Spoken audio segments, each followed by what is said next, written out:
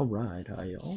Today we're going to be going over another, not toroid, but another magnetic circuit. And for this problem, we're going to be asked to find the air gap length in this in this core here.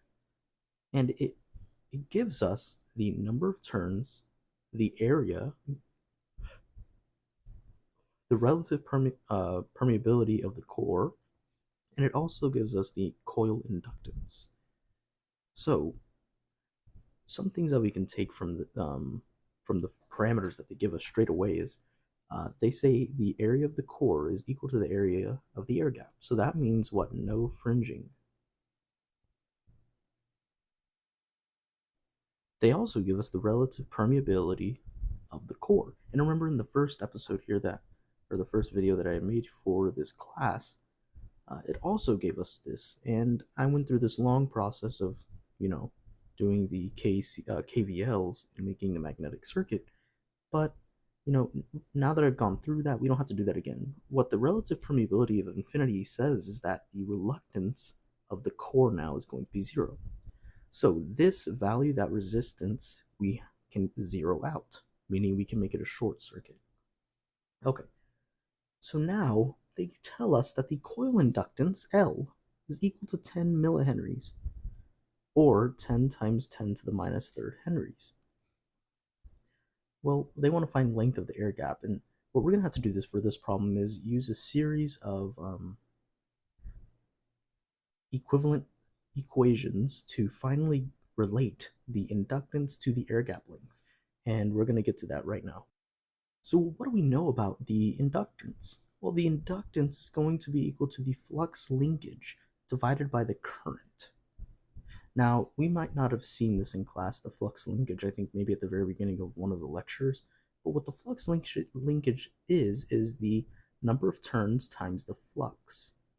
So it basically links the number of turns and the flux, or your kind of MMF. Number of turns usually gets related to MMF quite often, and your flux. And then it's, of course, over current. But what else is flux equal to? Flux is now, not now, but it is equal to the B value in Teslas times the area. So now we can say NBA, or NAB, divided by the current.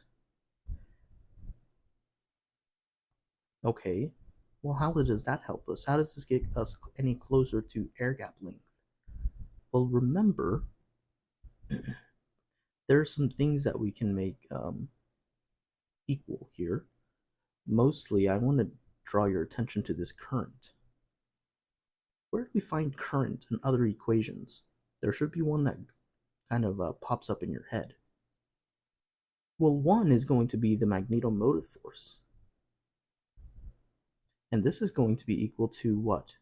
HL, or N times I. So then what we can say is I is equal to HL over N. And so now we have the length of the air gap right here. So let's replace I with HL over N. So this is NBA divided by HL over N. And then we can rewrite this as N squared BA over HL. There's one problem here. We have the area of the air gap, but we don't have the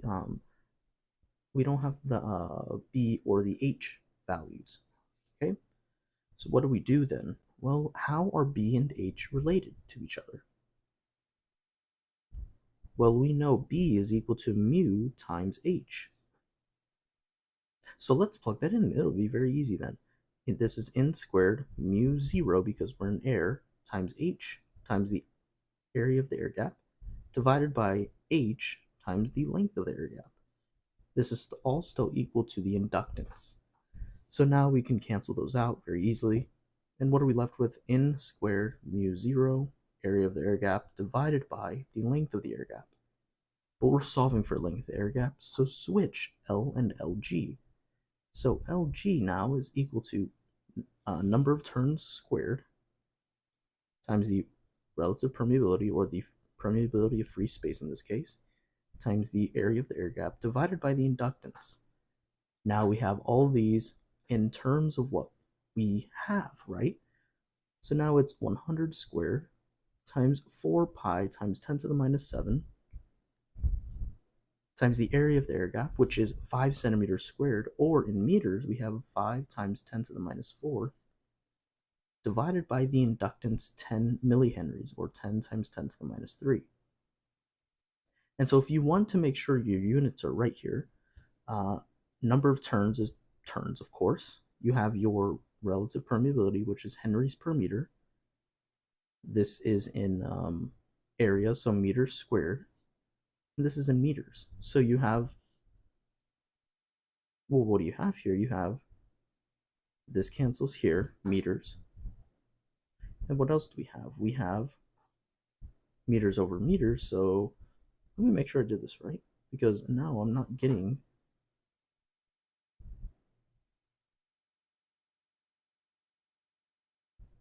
oh, this isn't in meters. I'm so sorry. I was getting scared a little bit, but this becomes 1, yes, but then this is in henries. It's inductance, right? So henries, and now you're left with meters.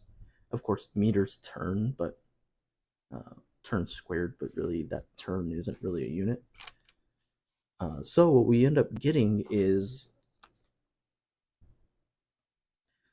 we end up getting 6.28 times 10 to the minus 4th, and this is in meters. So what is it in millimeters? Well, let's divide, or I guess multiply by 1,000, right? So we get 0.628 millimeters. So that is the length of the air gap. So hopefully this made sense, and this video was, helpful towards y'all, for y'all. This problem was more towards being able to know your equations using equivalent equations, of course, and solving for what you need given what you know. It's going to be a very common occurrence when you solve these, because a lot of the times you don't want to have to make the entire circuit. Now, sometimes you will have to, but most of the time you don't really want to waste time solving, making the circuit and then solving for it. Why not just picture the circuit in your mind if it doesn't tell you to draw it, and then do all these equations. All right, well, thanks for watching, y'all. I'll be back with, some more videos here. So yeah, if you have any questions, make sure to comment them or ask me on Discord. Thanks.